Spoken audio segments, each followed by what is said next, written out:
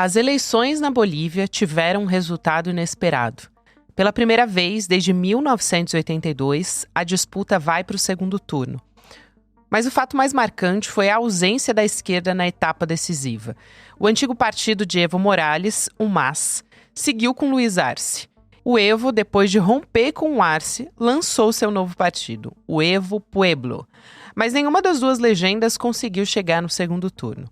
O Evo Pueblo viu seu senador, o Andrônico Rodrigues, ter pouco mais de 8%, enquanto o candidato oficial do MAS, Eduardo del Castillo, ficou com cerca de 3%. Assim, o segundo turno vai colocar de frente Rodrigo Paz e Jorge Tuto Quiroga. A divisão da esquerda se soma à crise econômica e deixa o futuro político do país em aberto. Enquanto isso, na Venezuela, o Nicolás Maduro reforça o discurso de enfrentamento. O presidente anunciou uma mobilização de 4,5 milhões de milicianos diante das ameaças dos Estados Unidos. O Maduro é apontado pelos Estados Unidos como líder de um cartel de drogas. A Venezuela desmentiu. Logo depois veio o anúncio do governo Trump de que enviaria navios de guerra para a costa da Venezuela numa operação de combate aos cartéis na América Latina. E na fronteira com o Brasil, o risco de impactos humanitários volta ao radar. Bolívia e Venezuela mostram como a região vive num momento de tensão. Desafios democráticos, crises econômicas e retóricas de sobrevivência política. Quarta-feira, 20 de agosto de 2025.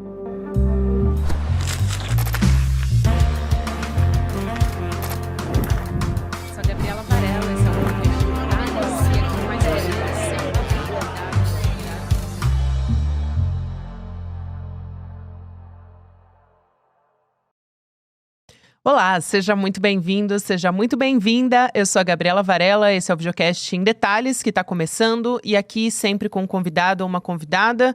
A gente vai analisar uma temática, uma notícia importante do momento, de segunda a sexta-feira. Hoje eu vou conversar com o professor Wagner Iglesias, que é doutor em Sociologia, professor da EASH, da USP, Escola de Artes, aqui de São Paulo. Professor, obrigada por aceitar nosso convite mais uma vez, seja muito bem-vindo. Olá, Gabriela, o prazer é meu de estar aqui mais uma vez com vocês e vamos lá. Vamos lá, dar uma olhada nesses últimos acontecimentos da América Latina. Falar sobre esse momento político da Bolívia primeiro. A gente tem um cenário em que o Rodrigo Paz, que se apresenta como um candidato, uma figura de renovação política, de centro, o senhor, claro, vai poder explicar muito melhor do que eu, mas para dar uma contextualizada, ele vai disputar o segundo turno com o Jorge Quiroga, que é da direita conservadora. Isso vai acontecer em outubro, mais precisamente no dia 19. E isso é algo inédito. A gente nunca viu, desde que esse mecanismo de segundo turno foi implementado na Bolívia, isso acontecer, né? As eleições serem decididas no segundo turno. E o outro componente é que não tem um candidato da esquerda nessa fase das eleições. Então, eu te pergunto, professor, que mudança histórica a gente está acompanhando na Bolívia nesse momento? Eu acho que a gente está vendo, está assistindo a derrota acachapante, né, de um projeto político progressista que governou por 20 anos, né, que teve origem nos movimentos sociais de extração de base popular, de base indígena, e que agora foi derrotado nessa eleição de uma maneira absolutamente forte, né? É importante dizer que vai ter segundo turno, porque a direita teve 3 candidatos, né? Curiosamente, os 3 mais bem votados. Teve outros, mas dos candidatos competitivos, teve 3. Eu peguei aqui os percentuais deles. O Rodrigo Paz teve 32% dos votos válidos, o Jorge Tuto Quiroga, 27%, e o Doria Medina, que era favorito, segundo quase todas as pesquisas, ele teve 20%. Aliás, ele vai ser agora meio que o fiel da balança. Por quê? Porque ele sozinho teve praticamente a mesma quantidade de voto que os candidatos de esquerda. O Andrônico Rodrigues, senador, ou ex-senador, esquerda independente, 8%, e o Eduardo del Castillo, que era o candidato do governo, o candidato do atual presidente, o Lúcio Arce, teve 3%. Então, eu acho que é uma mudança assim, bastante forte.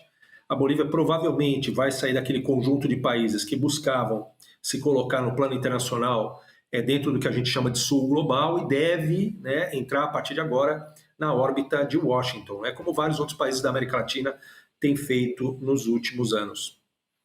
E acho que vale a pena também, professor, a gente falar sobre o Evo Morales, porque alguns meses atrás ele até fez uma entrevista aqui no próprio CL Notícias, denunciando o que ele estava chamando de uma perseguição por não poder sair como candidato.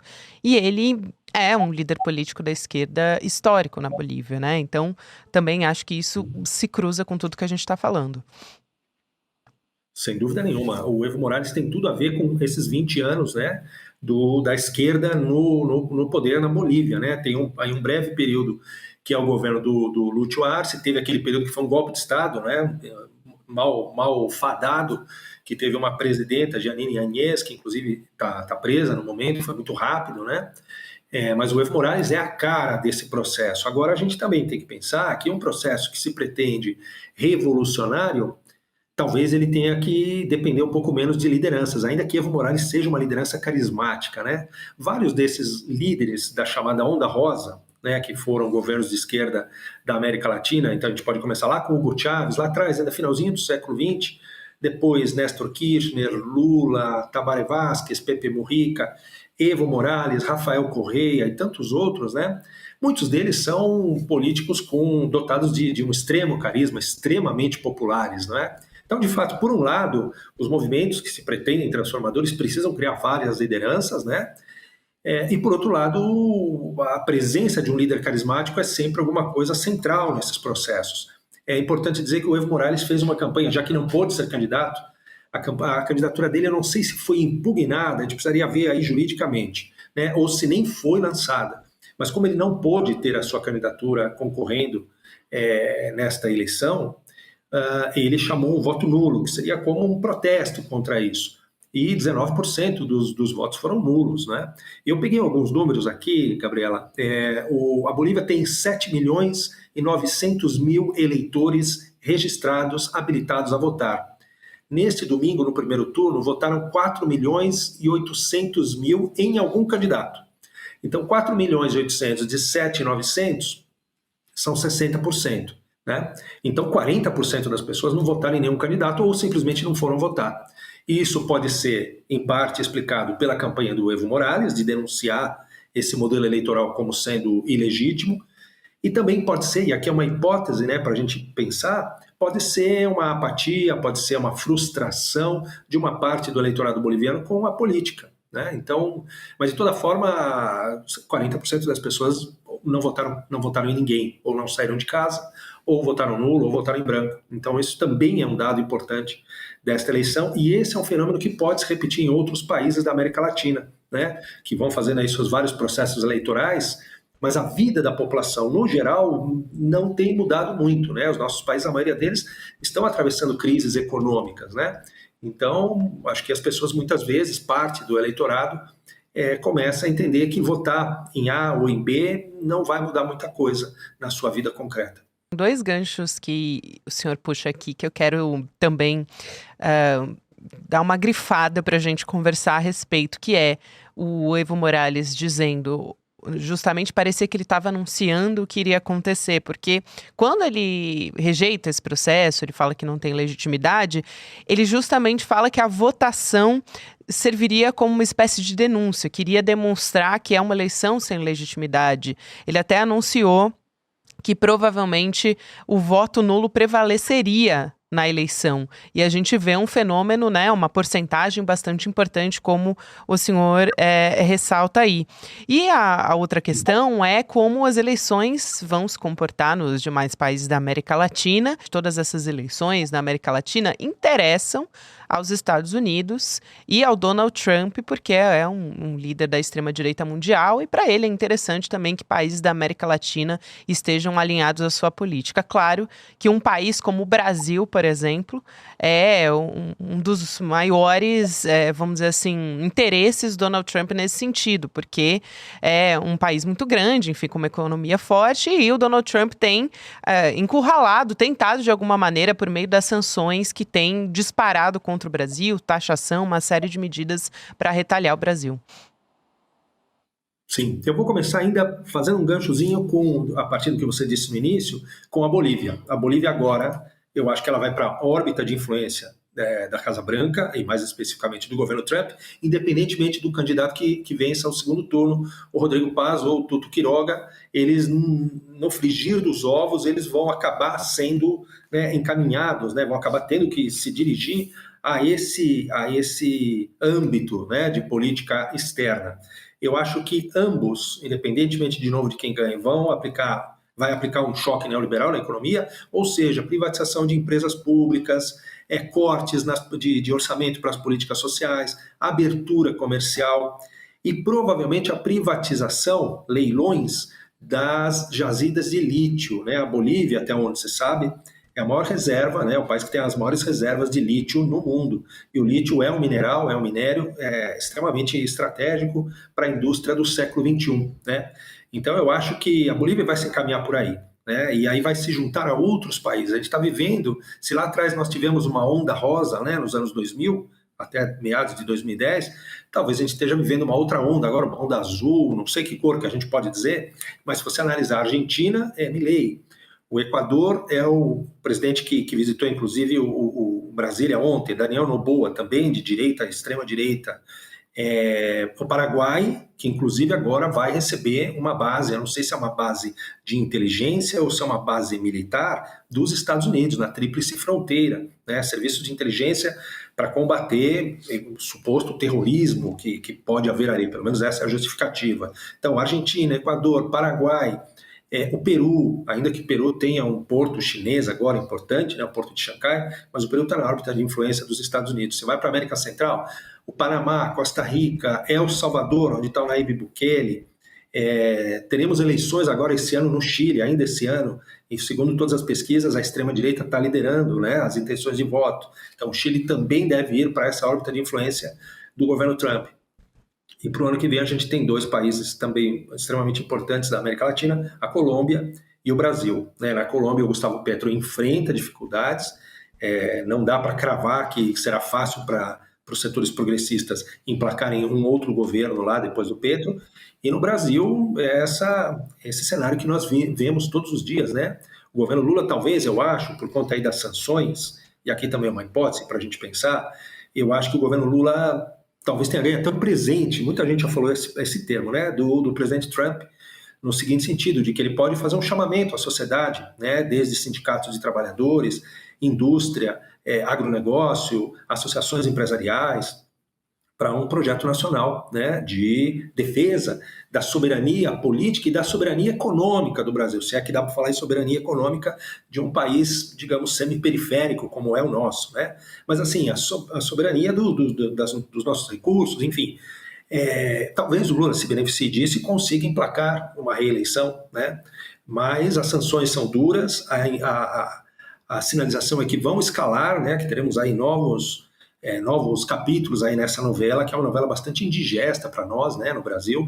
Como fica a Colômbia com essa perspectiva, né, do término do mandato do Gustavo Petro, que foi o primeiro presidente de esquerda, o primeiro presidente alinhado à esquerda na Colômbia e que tem um congresso bastante hostil à presença dele, também tem esse histórico de reforma trabalhista, então tudo isso é garantir que permaneça esse legado, né, e algumas conquistas que o Petro conseguiu atingir, é um cenário que ainda a gente não sabe como é que vai se concretizar, até por conta também dessa perda de popularidade, segundo as pesquisas que a gente tem. Não sei se o senhor consegue traçar também um cenário rapidamente para essas perspectivas na Colômbia. E aí acho que vale a pena a gente também ter um olhar bastante cuidadoso com a Venezuela e com essas últimas medidas que também são um resultado de um anúncio recente dessa semana dos Estados Unidos contra a Venezuela. Sim, primeiro sobre a Colômbia, nós conversamos inclusive outro dia sobre isso, né? O cenário não mudou tanto de lá para cá, Gustavo Petro tem um congresso completamente, ou quase que totalmente de oposição ao governo dele, mas ele continua com uma agenda progressista em termos de política econômica, em termos de políticas sociais, em termos de política externa também, né? E no caso da reforma trabalhista, né, quando a gente no Brasil ouve essa expressão reforma trabalhista, a gente pensa em flexibilização dos direitos trabalhistas, né? No caso da Colômbia, é o contrário. A reforma trabalhista lá, durante o governo Petro, é a extensão, o aumento, a expansão de direitos aos trabalhadores, principalmente os trabalhadores informais, os trabalhadores de baixa renda e os trabalhadores de plataforma, né, aí dos aplicativos.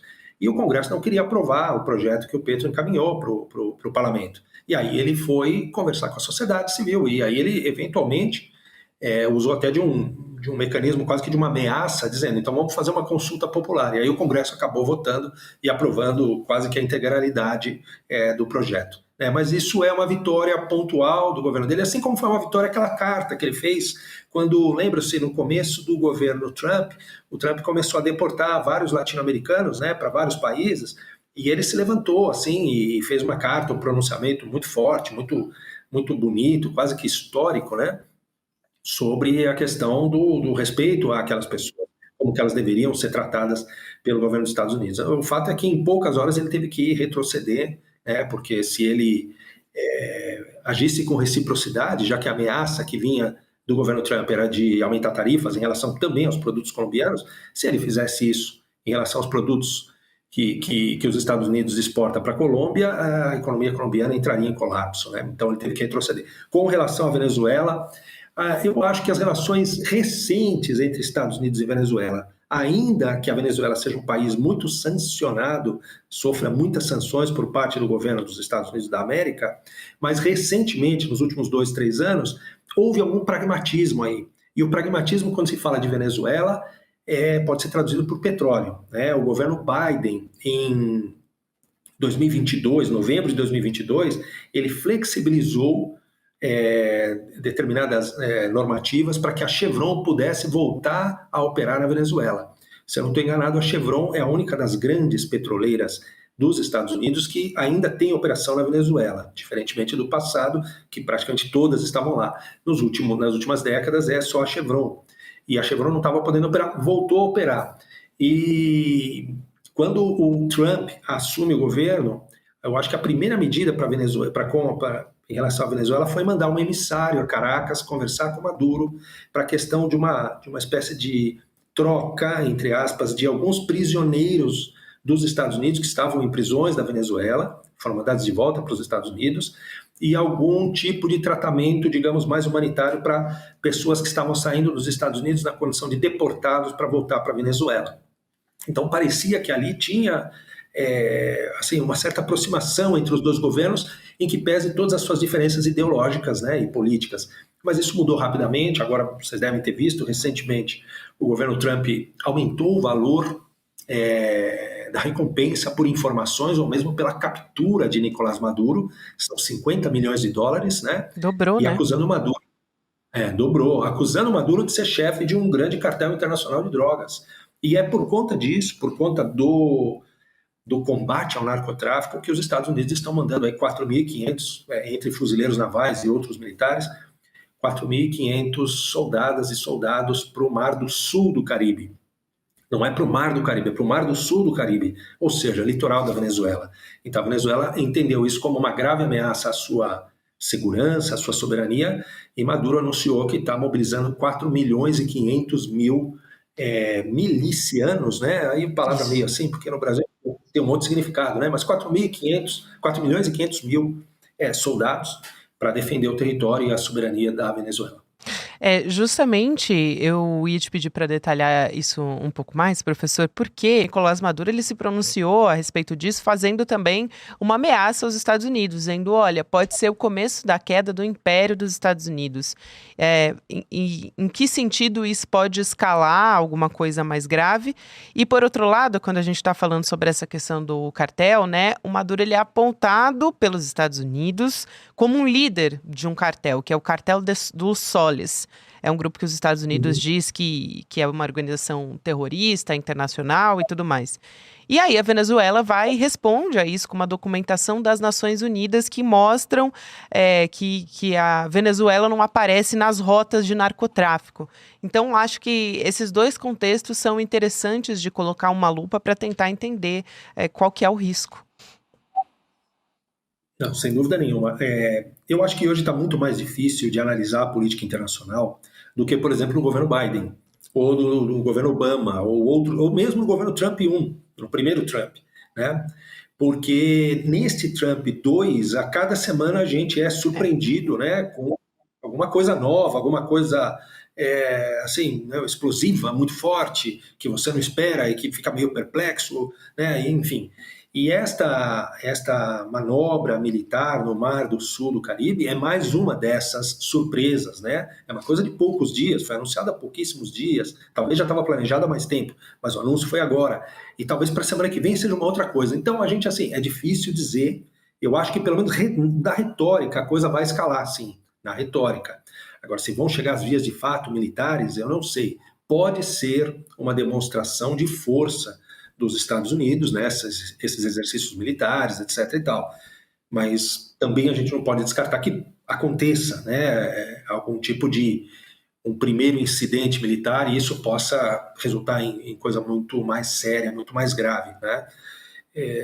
Eu acho que, não sei, posso estar enganado, mas assim, de 1991, quando cai a União Soviética, até 2001, 2002, quando tem o atentado às Torres Gêmeas, nesse período, os Estados Unidos praticamente foram um poder unipolar, né? Tiveram aí a liderança do mundo sem ninguém muito contestar do ponto de vista econômico, tecnológico ou militar. Contestar no sentido de competir, de concorrer.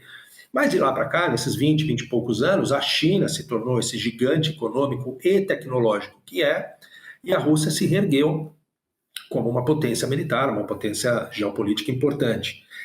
Posso estar enganado, mas aqui é uma hipótese. Eu acho que Donald Trump, e isso, a reunião do Alasca, eu acho que sinalizou muito isso, entre Putin e Trump. Eu acho que Donald Trump parece convencido de que o mundo unipolar não vai se repetir mais, que os Estados Unidos vão ter que conviver com a multipolaridade, né? E essa multipolaridade é liderada principalmente por Pequim e por Moscou, né?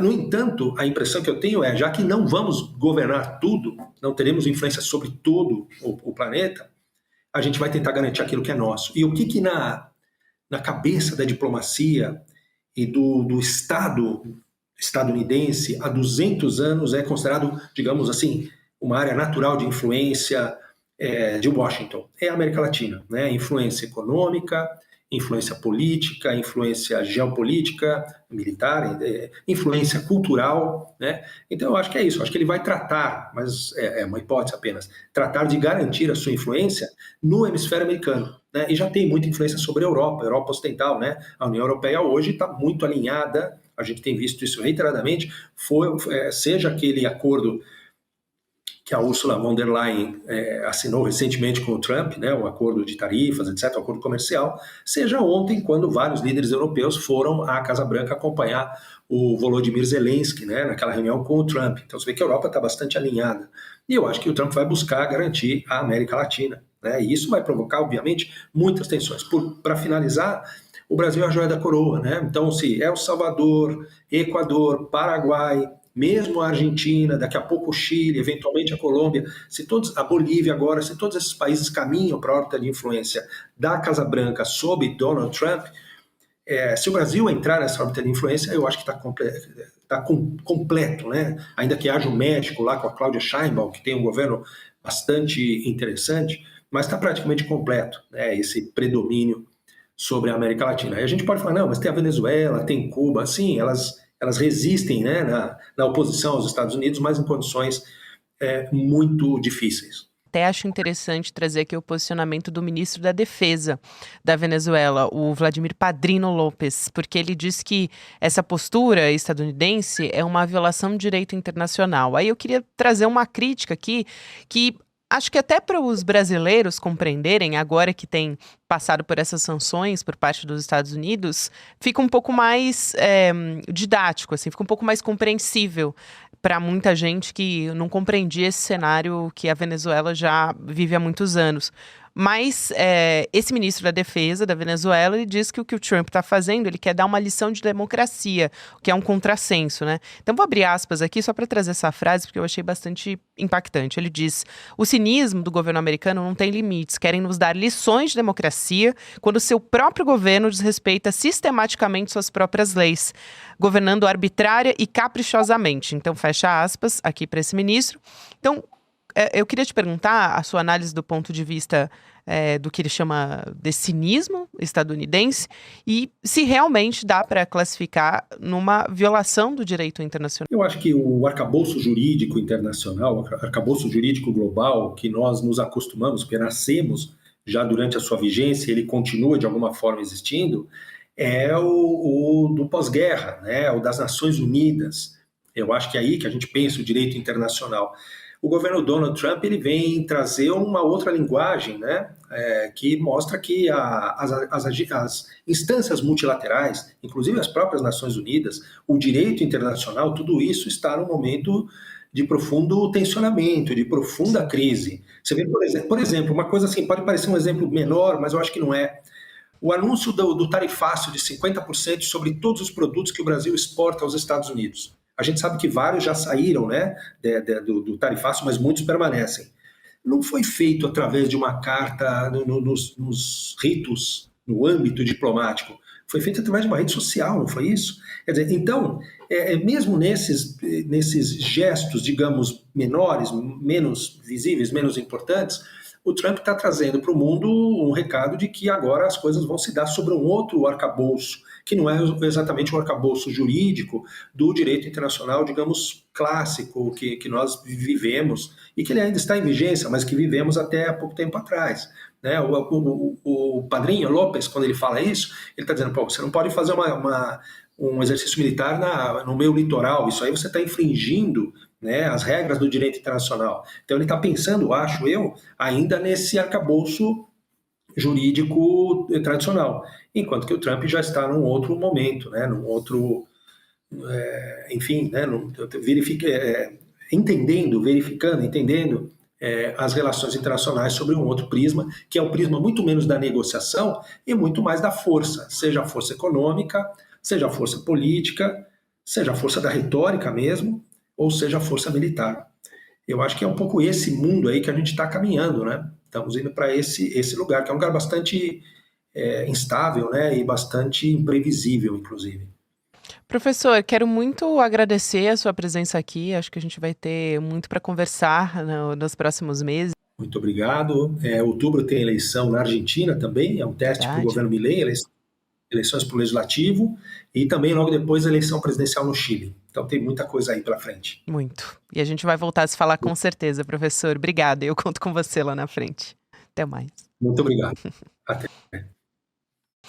Aproveito, a gente falava aqui sobre como os Estados Unidos se colocam diante da América Latina e com esse interesse também de cooptar outros líderes da extrema-direita, inclusive aqui na nossa região, para te lembrar que a gente vai ter uma aula importantíssima no final desse mês, no dia 28 de agosto, 8 horas da noite, sobre como as democracias morrem.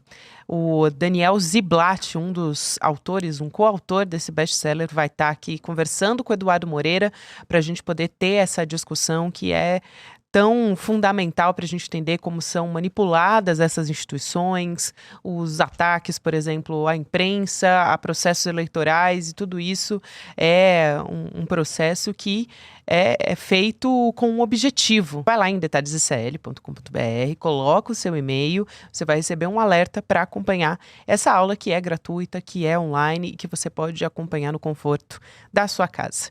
Obrigada a você que me acompanhou até aqui. Agora tem o Mercado Investimentos, na sequência o Rolê CL, e você pode ouvir o Em Detalhes também nas plataformas de áudio. E em qualquer momento do seu dia, de segunda a sexta-feira, tem episódio novo. Até amanhã. A esquerda no Brasil diz que a direita quer matar a democracia. A direita no Brasil diz que a esquerda está fazendo uma ditadura. Quem será que está falando a verdade? Existe uma conspiração, um plano secreto por trás do que está sendo feito pela extrema-direita no Brasil? Quem poderia nos ajudar a entender esse xadrez político que, no final das contas, vai definir o destino das nossas vidas? Eu digo para vocês quem? Daniel Ziblatt, autor do livro Como as Democracias Morrem, professor de Harvard e atualmente uma das pessoas mais demandadas no mundo para explicar esse fenômeno. E ele vai dar uma aula online gratuita aqui no ICL para toda essa nossa comunidade. Vai ser no dia 28 de agosto, uma quinta-feira, às 8 horas da noite. São coisas que só o ICL traz para você. O ICL está em todo lugar, na palma da sua mão, na TV da sua casa e até nos seus ouvidos. Para ir além da manchete e mergulhar com apuração e contexto de verdade, acesse iclnoticias.com.br. Siga o ICL, compartilha e vem com a gente. Informação para quem pensa.